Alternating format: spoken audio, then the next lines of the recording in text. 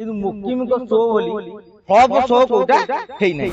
ବର୍ତ୍ତମାନ ସଂଘମିତ୍ରା ଫେସବୁକରେ ଯାହା ଲେଖିଛନ୍ତି ସେଟା ମୁକିମଙ୍କ ଗାଲରେ ଗୋଟେ ସରୁ ଚଟକଣା ନା ନୁହଁ। ଦଳ ବଢାଯାଏ କେମିତି ମୁକିମ ବାବୁ ଜାଣିନାହାନ୍ତି। ମୋର କଥା ହଉଛି ଭକ୍ତ ଦାସଙ୍କୁ ଦେଖେଇବି ମୁକିମ କିଏ। ମୁକିମ ବାବୁ ଜାନୁଆରୀ 12ରେ ଶକ୍ତି ପ୍ରଦର୍ଶନ କରିବେ ବୋଲି ଗଣମାଧ୍ୟମରେ ଖବର ପ୍ରକାଶ ପାଇଥିଲା। ଆପଣ ମାନେ ସମସ୍ତେ ଲେଖିଛନ୍ତି, ଟିଭି ଦେଖେଇଛି, ପେପର ବି ଲେଖିଛି। ମୁକିମ ବାବୁ ଶକ୍ତି ପ୍ରଦର୍ଶନ କରିବା ପାଇଁ ଶକ୍ତି ସବୁ ଖୋଜି ଚାଲିଲେ। ବୁଲୁ ବୁଲୁ ବୁଲୁ ବୁଲୁ ଯେତେ ଖୋଜିଲା ପରେ ଶକ୍ତି ଆଉ ମିଳିଲେନି। ତେଣୁ ତାପରେ କ'ଣ କଲେ, ଯାହା ଗୋଟେ ଜାନୁଆରୀ 12ରେ ଘୋଷଣା କରିଛନ୍ତି। ତେଣୁ ନିଜ ସମ୍ମାନ ରକ୍ଷା କରିବାକୁ ଯାଇକି ମୁକିମ ବାବୁ ଗୋଟିଏ କନକ୍ଲେଭର ପରିକଳ୍ପନା କଲେ।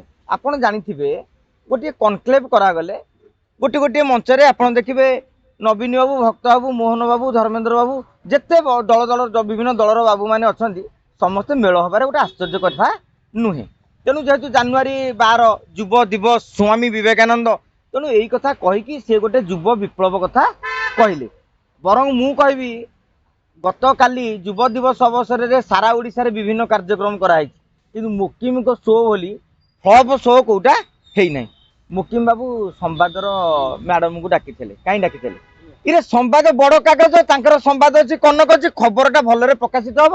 ଏବଂ ସୋଫିଆଙ୍କର ତନୟାଙ୍କର ହେଉଛନ୍ତି ଗୋଟେ ସାଙ୍ଗ, କଟକରେ ବେପାର କରୁଛନ୍ତି, ବାଣିଜ୍ୟ କରୁଛନ୍ତି, ବ୍ୟବସାୟିକ ସମ୍ପର୍କ ରହିଛି। ବୁଝନ୍ତୁ, ଓଟିଭିରେ ଡକା ହେଲା। କ'ଣ ପାଇଁ ଡକା ହେଲା? ଓଟିଭି ବଡ଼ ବ୍ରାଣ୍ଡ, ତେମେ ଡାକିଲେ ତ ଖବର ପ୍ରକାଶିତ ହେବ। ତେଣୁ ସେ ଟେକ୍ନିକାଲି ଡାକିଲେ, ସଂଘମିତ୍ରାଙ୍କୁ ଡାକିଲେ। ସେ ଜଣେ କମ୍ୟୁନିଷ୍ଟର ଟାଣୁଆ ନେତ୍ରୀ। ସେ ଭାବିଥିଲେ କ'ଣ ଯୁବ ବିପ୍ଳବ ଉପରେ ଗୋଟେ ଡାକିଛନ୍ତି, ମୁଁ ଗୋଟେ ଆଲୋଚନାରେ କନକ୍ଲେଭରେ ଏଡ଼େ ଏଡ଼େ ଲୋକ ଆସିଛନ୍ତି, ମୁଁ ବି ଯିବି। ଇଏ ତାପରେ ମଞ୍ଚ ଉପରେ ଯାଇକି କହିଲେ ମୁଁ ଗୋଟେ ଦଳ ଘୋଷଣା କରିବି। ବର୍ତ୍ତମାନ ସଂଘମିତ୍ରା ଫେସବୁକରେ ଯାହା ଲେଖିଛନ୍ତି ସେଟା ମୁକିମଙ୍କ ଗାଲରେ ଗୋଟେ ସରୁ ଚଟକଣା ନା ନୁହଁ।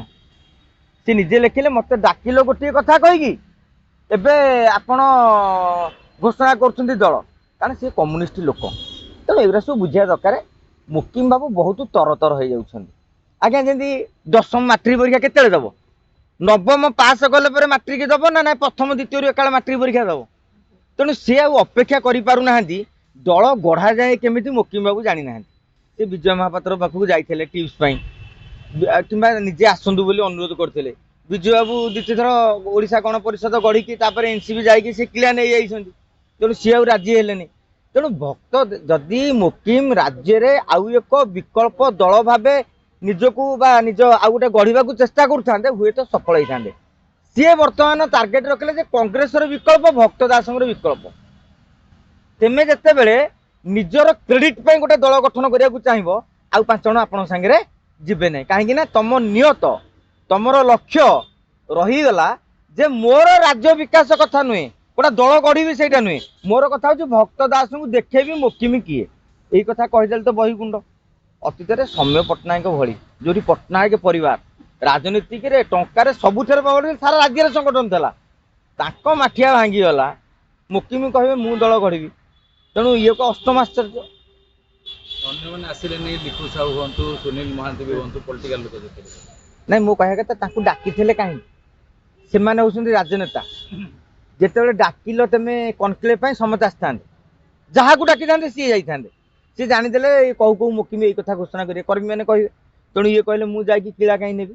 ଲିପୁ ସାହୁ ଆସିବେ, ତାପରେ ବିଜେପି ମନମୋହନ ସାମଲ ତାଙ୍କୁ ଟ୍ୟୁସନ କରିବେନି? ସୁନୀଲ ମହାନ୍ତି ଆସିବେ, ନବୀନ ବାବୁ ଟ୍ୟୁସନ କରିବେନି? ତେଣୁ ସେଇଥିପାଇଁ ଅନ୍ୟମାନେ କେହି ଆସିଲେନି। ଆପଣ ଦେଖିବେ କାଲି ଯେଉଁ ଆସିଥିଲା, ମୋ ଖବର ଯାହା କଟକରୁ 500-700 ଲୋକ ଆଇଥିଲେ। ଆଉ ସବୁ ତ କୋଉଠି ଗୋଟେ ବୋଲେରୋ ଗୋଟେ ଲେଖା ଆଇଥିଲା। ଆଜିକାଲି ପିକନିକ ସିଜିନ ଆଜ୍ଞା, ଟଙ୍କା 10,000 ଟଙ୍କା ଦେଲେ ବୋଲେରୋରେ ଟୋକା 8-10 ଲୋଡ ହେଇକି ମଧ୍ୟ ଆସିପାରିବେ। ଏଇଟା ବଡ଼ ଜିନିଷ ନୁହେଁ। ଆମେ ମିଡ଼ିଆ ବାଲା ଟିକେ ମୁକିମ ବାବୁ ମେଟ୍ରୋ ବିଲ୍ଡର, ସେ ବି ଭଲ ମ୍ୟାନେଜ କରନ୍ତି, ହୋଟେଲ ଫୋଟେଲ ଡାକିକି ମଟନ ମାଂସ ମଧ୍ୟ ଖାଇ ପିଇବାକୁ ଦିଅନ୍ତି।